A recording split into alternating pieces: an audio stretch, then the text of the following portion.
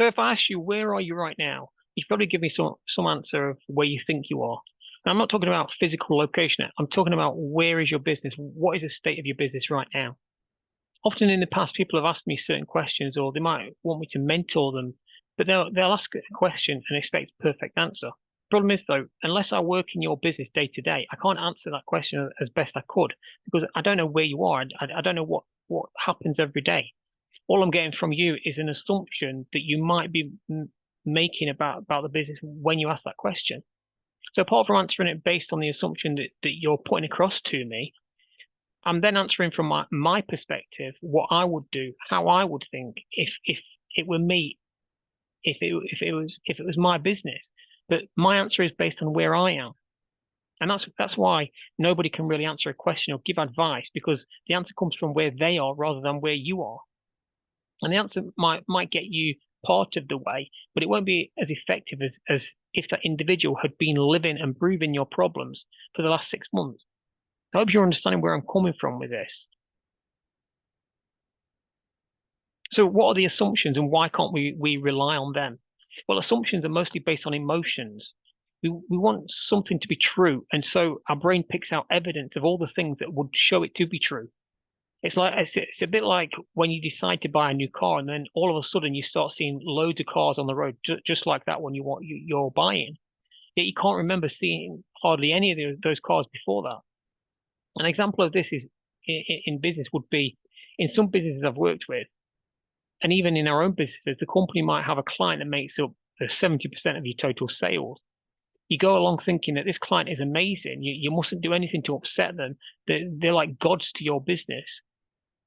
But when you sit down and go through this process that we'll go through during these exercises, we actually discover that this client we make no money from them, that the profit margins are tiny. We have to spend twice as much time managing their account as any other customer. And they take much longer to pay the bills, meaning it actually costs us money to have them as a client because we need to use our bank overdraft whilst we wait for them to pay.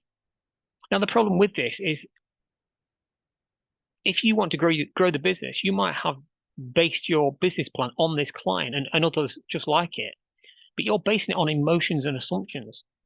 So you remortgage your house and you put your entire life savings into your business, hoping to grow it. And what happens is all that you end up doing is accelerating your current position. So if you're digging a hole, in other words, you're losing money without realizing it. Well, you then add investments. You just end up digging that hole much faster. You dig an even bigger hole, and you end up either not getting anywhere, or you end up in a worst case scenario, losing everything you've built. If you'd gone through this process first, understanding where you are based on facts rather than emotions and assumptions, you'd have known the best way to move forward. And actually, if you have this information yourself, you shouldn't need to ask anyone outside of the business because it's like having that map in front of you. It's if you had a sat nav working, you wouldn't stop at the side of the road to ask a stranger which way to go. The reason you need to ask outsiders for advice is because in most cases, it's just because you don't have the facts of where you are. This process will give you the foundations of that map. So without any more delay, it's time to get into this and get started. The first thing we need to do is identify what product offerings you already sell. Now, when I say product offerings, that doesn't mean physical products like a tin of baked beans. It's products, services, and experience. It's experiences. If you were a beauty salon, as an example, your product offerings might be bottles of shampoo that you sell to customers, but it will also be things like hair washing, spray tans, Indian head massage, hair restyles, makeup, nails, etc. You might go one step further and package a number of those things up together. Like, for example, you might have a wedding package where you do everyone's hair and makeup and nails. You might package up a makeup package where you do their hair and makeup and then a photography shoot. All of these things are product offerings. So go really granular, such as the hair washing example, but also go bigger with the packaged products, like the wedding package example. The best way to do this is to go back through your order book and analyze exactly what you did for each client. And also while you do that, have a think about what else you could have done extra for that same client if you had these product offerings lined up in this way. This stage isn't about thinking about what you can do in the future. This is about what you've already done. So we'll get onto the other side of that later on. So just focus on what you've actually done and what you've sold to clients so far. The next thing we want to look at is how profitable each product offering is. And this is why I say we're focusing on the past at the minute, because we need to analyze how profitable that past was. You'll find that some product offerings will be wildly more profitable than others. The reason why is because whilst we might make a profit delivering some product, there'll probably be some that we barely break even, or we might even lose money on. So by having these facts in front of us, we're better positioned to make the right decisions. For example, we might see a large contract advertised with a new client for one type of service that you offer, but then you look back over this analysis and find that you barely break even on that type of service.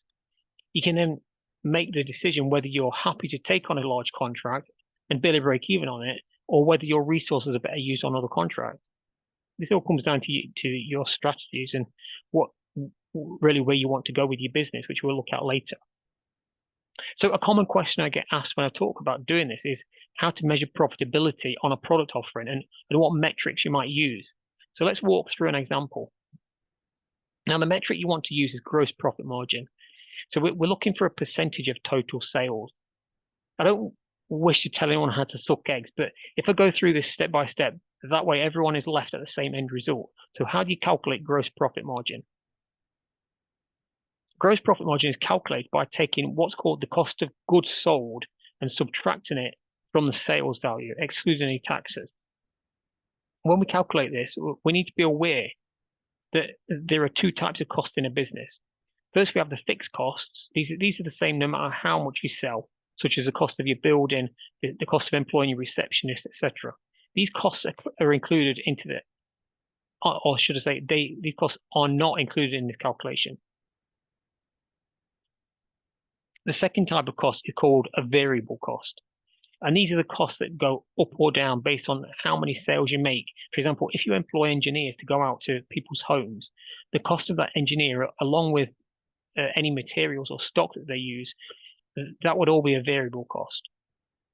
This variable cost is what goes into that calculation for your gross profit margin. Now, some people will include the actual cost of sales and marketing in this calculation. I don't think it matters too much. There might be a slightly higher cost for selling certain product offerings or selling to certain types of clients. So you could include it here, but the most important thing is you have to be consistent. If you include one type of cost, such as the sales process, in one calculation, you have to include it in all the others too. Then you get a fair picture. So let's use an example. You've identified your first product offering. Let's call that product A. And the sales value that you charge your customer for that product, excluding any taxes, is £1,000. You then have a number of costs directly associated with delivering that product. First, you have the labor cost of the person that's delivering the product, and that cost you calculated to be £278. And then whilst the person is delivering that product offering, they need to use some raw materials, and these raw materials have a cost of £258. And these are costs, your actual cost that you pay for it, rather than the cost that you supply to. So the total gross cost of delivering that product offering, without considering any overhead costs, was £536. Now, if we subtract this cost from the total sales value of 1,000, this will give us the gross profit of 464. To find what the gross profit margin is, this is simply a percentage of the total sales value. So we divide the gross profit of 464 by the product sales of 1,000, and then multiply that by 100 to give us a percentage. So that percentage is 46.4%, and that's our gross profit margin for this product. And we do that same exercise for each of our product offerings. Now, it might be that you've provided the same product offering to different clients, and the numbers have come out different. That is very possible, but in this case, this is why it's important to try and understand why. What variable is happening to change that profit margin? If you're using different staff members, then this could vary the cost of delivery. In this case, it's probably best just to take an average across all of your examples for that type of product offering. Could it be location of your clients, for example? If you have staff traveling to various locations, then obviously the cost will be different. In this case, can you group the product offering in each location and then perhaps take an average of that group? And then if you've included the sales and marketing costs in the calculation, it could be that the marketing costs are much higher for a particular type of client, which will change the cost of delivery dramatically. So in this case, perhaps the calculation based on each type of client and take an average of that instead.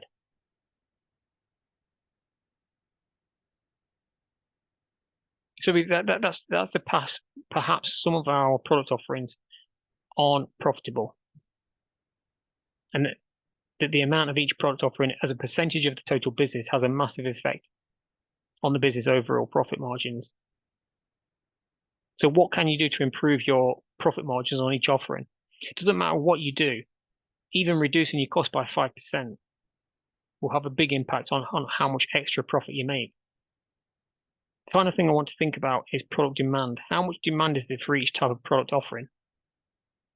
We want to identify trends in the market.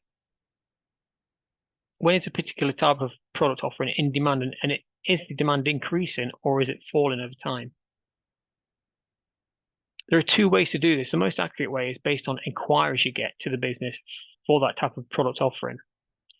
The second, the less accurate way is to measure your sales for each product offering. And the reason the second option is less accurate is because you can't control whether the client will buy from you.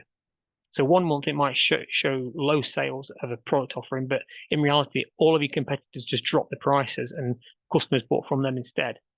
In that month, if you'd measured inquiries, you might have noticed that it was the most in-demand month of the year for that type of product.